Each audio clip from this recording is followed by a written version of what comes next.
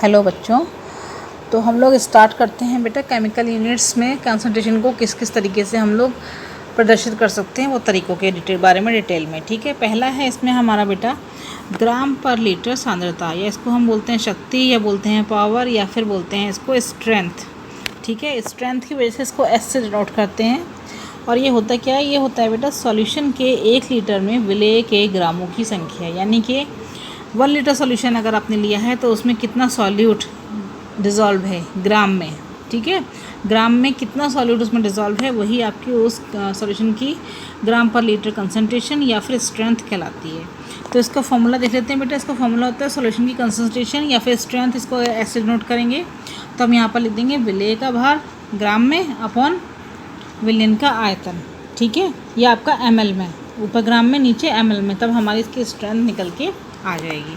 ठीक है बच्चों, इजी सा है, बस फॉर्मूला आप लोगों को इसमें याद करना है इसका। नेक्स्ट है बेटा हमारा नॉर्मेलिटी। नॉर्मेलिटी बहुत इंपॉर्टेंट है हमारा, लेकिन इसके समझना तो इसको आपको आना चाहिए। इस पर न्यूमेरिकल मोस्टली आते हैं आपके, तो आपको पता होना चाहिए नॉर्मेलिटी होता क्या है। देखिए 1 लीटर सॉल्यूशन में सॉल्यूट के तुल्यांकों की संख्या। अब तुल्यांक क्या होता है? तुल्यांक होता है उसका आपका जो है मोल नंबर, यानी कि कितना उसमें अमाउंट जो आप वो निकालते हैं। जैसे कि H2O का निकालते हैं तो 18 आता है, यानी कि इसको बोलते हैं मॉलिक्यूलर वेट। जो तुल्यांक होता है वो मॉलिक्यूलर वेट से आप निकाल सकते हैं। ठीक है, तो मॉलिक्यूलर वेट आप निकाल लेंगे तो वो तुल्यांक होता है, यानी कि 1 लीटर सॉल्यूशन में सॉल्यूट के तुल्यांक की संख्या जो होती है वो आपकी क्या होती है, उस सॉल्यूशन की नॉर्मेलिटी कहलाती है। ठीक है, इसका फॉर्मूला देख लेते हैं बेटा। फॉर्मूला किस तरीके से होगा, देखिए कैपिटल एन से डिनोट करते हैं इसको। इसका फॉर्मूला होता है आपका सॉल्यूट का वेट। ठीक है, इसका फॉर्मूला हो गया सॉल्यूट का वेट अपॉन सॉल्यूट का तुल्यांक भार, यानी कि molecular weight divided by solution का आयतन, जो कि लीटर में होना चाहिए, क्योंकि हर चीज़ में हम क्या लेके चल रहे हैं 1 लीटर में। तो सॉल्यूट का वेट अपॉन सॉल्यूट का मॉलिक्यूलर वेट, ठीक है, और अपॉन सॉल्यूशन का वॉल्यूम जो कि लीटर में होना चाहिए। तो ये हमारा नॉर्मेलिटी का फॉर्मूला है, जिसको भी हम न्यूमेरिकल के थ्रू समझेंगे कि किस तरीके से ये आता है। ठीक है, आगे बच्चों हम लोग ये सांद्रता और नॉर्मेलिटी में कभी कभी पूछ लेते हैं कि आपको अगर कंसंट्रेशन दे रखी है या फिर कभी स्ट्रेंथ दे रखी है तो आपके पदार्थ का अणुभार पूछ लिया गया आपसे, या फिर ये होता है तुल्यांकी भार पूछ लेते हैं। आपको कंसंट्रेशन और नॉर्मेलिटी दोनों दे रखी होती हैं। कभी कभी नॉर्मेलिटी पूछ लेते हैं, कंसंट्रेशन दे रखी होती है। तो उसके लिए हमारा एक और फार्मूला होता है बेटा, जिसको हम बोलते हैं S = N/E। S = N/E। यहाँ S आपका स्ट्रेंथ हो गया, यानी कि शक्ति, यानी कि सांद्रता ग्राम पर लीटर में, N हो गया नॉर्मेलिटी, और E हो गया यहाँ पे तुल्यांकी भार। ठीक है, तो ये फार्मूला भी हमको याद करना है, क्योंकि कहीं कहीं हमारे यूज़ में ये आता है। तो इस फार्मूले को भी बच्चों हमें याद करते हुए चलना है। अब नॉर्मेलिटी को समझने के लिए हम एक न्यूमेरिकल ले लेते हैं बेटा। इसके थ्रू हमें समझ में आएगा नॉर्मेलिटी हम किस तरीके से कैलकुलेट करते हैं। देखिए क्वेश्चन है बेटा आपका, इसमें क्वेश्चन में आपके यहाँ पर दिया हुआ है, मैं थोड़ा सा बिग कर देती हूँ, आप लोगों को क्लियरली दिख जाएगा। क्वेश्चन है आपका 4 ग्राम NaOH को H2O में घोलकर, ठीक है, 250 ml सॉल्यूशन बनाया गया। इसकी नॉर्मेलिटी बताइए। क्या किया गया, 4 ग्राम NaOH को H2O में घोला, यानी कि जल में घोलकर 250 ml सॉल्यूशन बनाया गया। इसकी नॉर्मेलिटी बतानी है। तो देखिए किस तरीके से निकालेंगे। पहले हमने नॉर्मेलिटी का यहाँ पे फॉर्मूला लिख लिया, विलेय का भार अपॉन विलेय का अणुभार डिवाइडेड बाय विलयन का आयतन, जो कि लीटर में होगा। ठीक है, अब यहाँ पर देखिए सबसे पहले हम क्या करते हैं, NaOH का भार। NaOH का भार कितना दे रखा है हमें यहाँ पे 4 ग्राम, जो कि डिज़ोल्व है, यानी कि हमें विलेय का भार ही हो गया। सेकंड थिंग हमें इसका निकालना है तुल्यांकी भार। तुल्यांकी भार कैसे निकालेंगे बेटा, NaOH का अणु भार जो होता है वही तुल्यांकी भार होगा, यानी कि Na का होता है देखिए 23, O का 16 और हाइड्रोजन का 1। जब इन सबको आप ऐड करेंगे बेटा तो आपका यहाँ पर आ जाएगा 40। ये जो 40 आया है ये आपका इसका तुल्यांकी भार हो जाता है। ठीक है, उसके बाद में अब हम क्या करेंगे, अब इस सॉल्यूशन का हमें देखिए 2 चीज़ें मिल गई। ये तुल्यांकी भार हो गया, 2 चीज़ें हमें मिल गई। थर्ड है हमारा विलयन का आयतन। तो हम विलयन का आयतन कैलकुलेट कर लेते हैं बच्चों यहाँ से। देखिए आप जो विलयन का आपका आयतन है वो किस तरीके से होगा। देखिए विलयन का जो आपका आयतन है बेटा ये 250/1000। क्यों, क्योंकि हमको ml में दे रखा है और हमने किस में चाहिए, लीटर में चाहिए। तो इसके लिए हमने इसको डिवाइड किया 1000 से, हमारा ये हो गया इतने लीटर। ठीक है, इस तरीके से बच्चों हमने जब ये नॉर्मेलिटी कैलकुलेट करी तो हमारा नॉर्मेलिटी का जो फॉर्मूला आएगा वो आ जाएगा बेटा 4/40 डिवाइड बाई 0.25, ठीक है। 40 आपका नीचे चला जाएगा तो 4/40 इंटू 0.25 यानी कि आपका आंसर आ जाएगा 0.4। ये आपकी नॉर्मेलिटी इस सॉल्यूशन की हो गई, ठीक है बेटा। मोलैरिटी यानी कि मोलरता, मोलरता किसे कहते हैं? तो 1 लीटर सॉल्यूशन में सॉल्यूट के मोलों की संख्या उस सॉल्यूशन की मोलैरिटी कहलाती है। यानी कि 1 लीटर आपका अगर सॉल्यूशन है तो उसमें जो विलेय है उसके कितने नंबर ऑफ मोल्स प्रेजेंट हैं, वही आपकी उस सॉल्यूशन की मोलैरिटी या मोलरता अलग चीज़ है बच्चों, याद रखना चीज़ को कहते हैं। इसको कैपिटल M से डिनोट करते हैं और इसका फॉर्मूला क्या होता है? देखिए इसका फॉर्मूला है बेटा विलेय का भार अपॉन विलेय का अणु भार डिवाइडेड बाई विलयन का आयतन जो कि आपका लीटर में है, ठीक है। विलयन का आयतन जो कि आपका लीटर में है, ये तो हो गया इसका फॉर्मूला। अब इसको भी हम एक न्यूमेरिकल के थ्रू समझ लेते हैं बच्चों। इसको समझते हैं बेटा मोलरता को हम क्वेश्चन से। क्वेश्चन है बच्चों हमारा, देखिए थोड़ा सा बिक करती हूँ मैं आपको। जल की मोलरता बताइए, ठीक है। जल की मोलरता बताइए, कैसे बताएंगे हम? हमें दे के रखा है, हमें गिवन है बेटा इसमें कि जल का घनत्व 1 ग्राम पर ml है। जल का घनत्व 1 ग्राम पर ml है, तो जल की मोलरता बताइए। किस तरीके से निकालेंगे?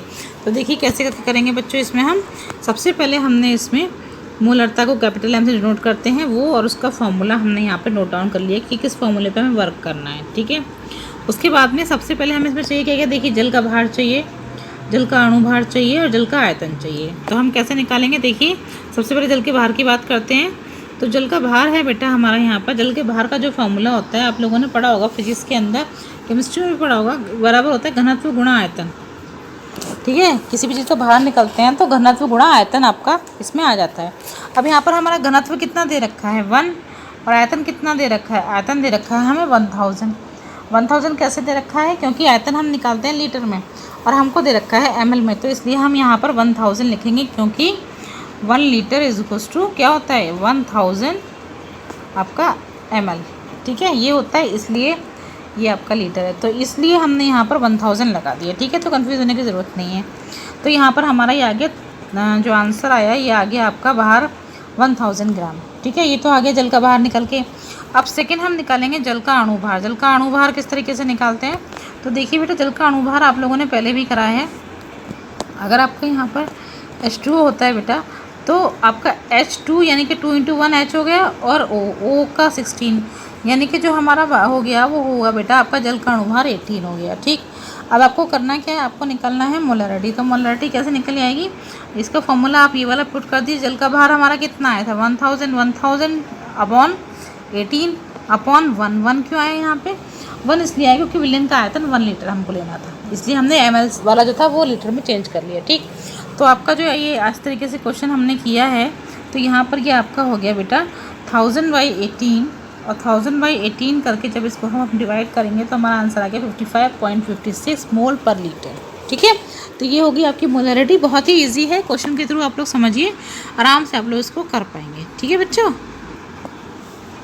अगला नेक्स्ट है बेटा हमारा यहाँ पर टॉपिक मोलैलिटी। अभी हम मोलैरिटी पढ़ रहे थे, मोलैरिटी यानी मोलरता।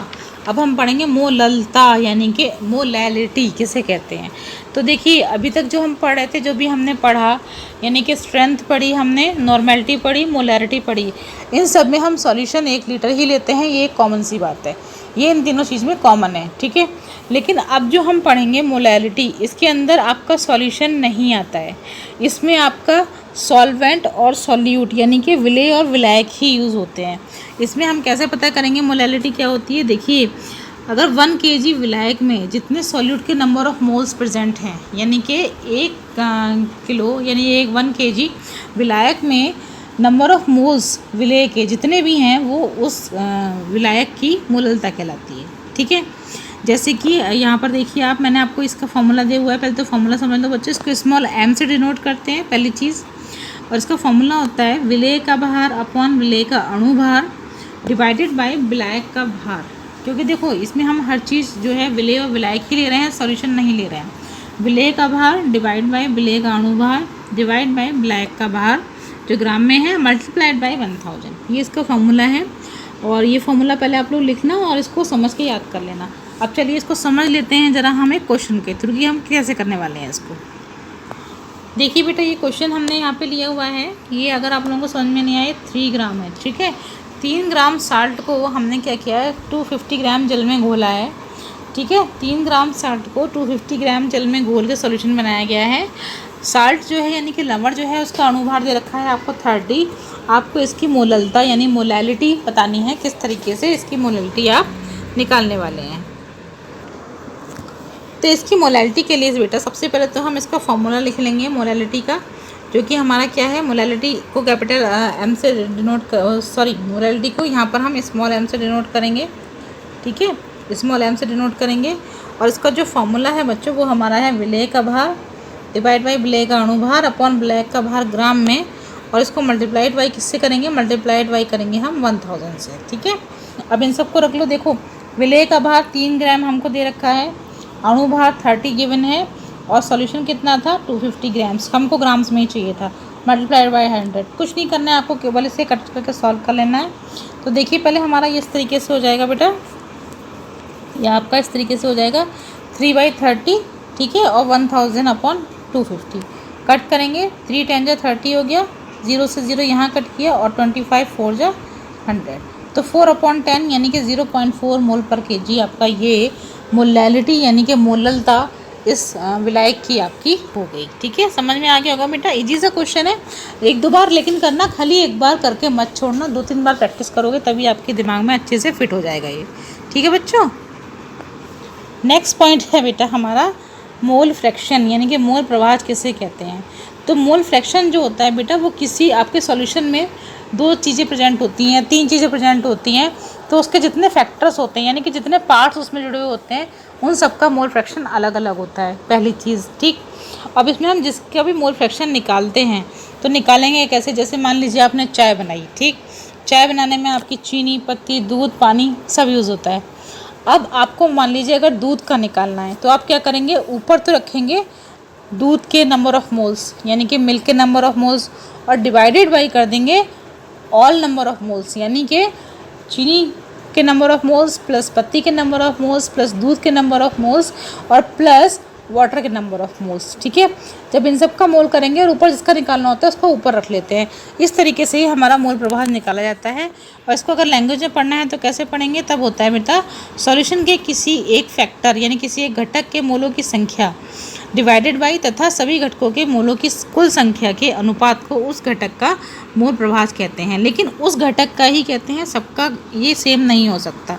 यहाँ हमने दूध का जैसे आपको समझाया, अगर पानी का निकालेंगे तब क्या करेंगे, ऊपर पानी का रखेंगे और नीचे हमारा सेम रहेगा, दूध का नंबर ऑफ़ मोल्स प्लस चीनी के नंबर ऑफ़ मोल्स प्लस पत्ती के नंबर ऑफ़ मोल्स प्लस पानी के नंबर ऑफ़ मोल्स, इस तरीके से, ठीक है बेटा। इसका फॉर्मूला हमने यहाँ पर दे रखा है बच्चों, जैसे कि मोल प्रभाव अगर आप विलेय का लेते हैं, जो भी एक चीज़ लेते हैं अपना, उसमें से विलेय का लेंगे या विलायक का लेंगे, किसी का भी ले सकते हो, ऐसा नहीं विलेय का ही निकाल सकते हो, आप सॉल्वेंट का भी निकाल सकते हो, वाटर का भी निकाल सकते हो सकता है चीनी और पानी का घोल बनाया तो आप वाटर का, आपको मोल प्रभाव चाहिए, नहीं चाहिए आपको चीनी का, तब यहाँ करेंगे, तब हम यहाँ पर विलेय की जगह विलायक ले लेंगे, ठीक है, और यहाँ पर भी आपका विलायक कर देंगे और कुछ इसमें चेंज नहीं होना है। तो मोल प्रभाव किस तरीके से लिखते हैं, आपको देखिए, विलेय के मोलों की संख्या डिवाइडेड बाय विलेय प्लस विलायक के मोलों की संख्या, यानी कि नीचे टोटल नंबर ऑफ़ मोल्स आएगा जितनी भी चीज़ों से सॉल्यूशन बना हुआ है, और ऊपर जिस चीज़ का हमें नंबर ऑफ़ मोल्स चाहिए, जिस चीज़ का मोल प्रभाव चाहिए उसको हम ऊपर रखते हैं और divided by total number of moles, बस यही आपका इसका फॉर्मूला होता है। विलेय का चाहिए तो विलेय का लिख देते हैं, विलायक का चाहिए तो विलायक का ले देते हैं, 2-3 चीज़ों का मिला हुआ है तो उसमें जिस चीज़ का चाहिए होता है वो ऊपर आ जाता है और नीचे टोटल नंबर ऑफ़ मोल्स होते हैं, यही किसी भी चीज़ का मोल प्रभाव कहलाता है। तो चलिए इसको एक क्वेश्चन के थ्रू हम समझ लेते हैं बच्चों। क्वेश्चन है बच्चों हमारा, एक सॉल्यूशन में 25% वाटर, 25% इथेनॉल यानी कि C2H5OH और 50% CH3COH यानी कि एसिटिक एसिड है, प्रत्येक का मोल फ्रैक्शन बताइए। प्रत्येक का मैंने क्यों लिखा, क्योंकि अगर मैं आपको एक का सिखाऊंगी तो आप कहोगे कि अगर एक से ज़्यादा दे दिए तो हम क्या करने वाले हैं। तो चलिए इस तरीके से मैंने आपको प्रत्येक का दे दिया। इजी सा क्वेश्चन है, बड़ा इंटरेस्टिंग सा है, चलिए करते हैं कैसे करेंगे। देखिए सबसे पहले, क्योंकि हमने ना वाटर है सबसे पहले, तो पहले वाटर को ले लेते हैं। वाटर का जो मॉलिक्यूलर वेट होता है वो होता है 18। 2 जैसे अगर आप H2 का निकालोगे, नहीं समझ में आ रहा है तो मैं बता देती हूँ आपको, H2O तो हो जाएगा 2, H का होता है 1 प्लस ऑक्सीजन का होता है 16, इसको आप ऐड करोगे तो आपका आ जाएगा 2 + 16 यानी कि इसका आ जाएगा मोल फ्रैक्शन 18, अभी समझ में आ गया कैसे आया। तो 18 आपका होता है मॉलिक्यूलर वेट वाटर का।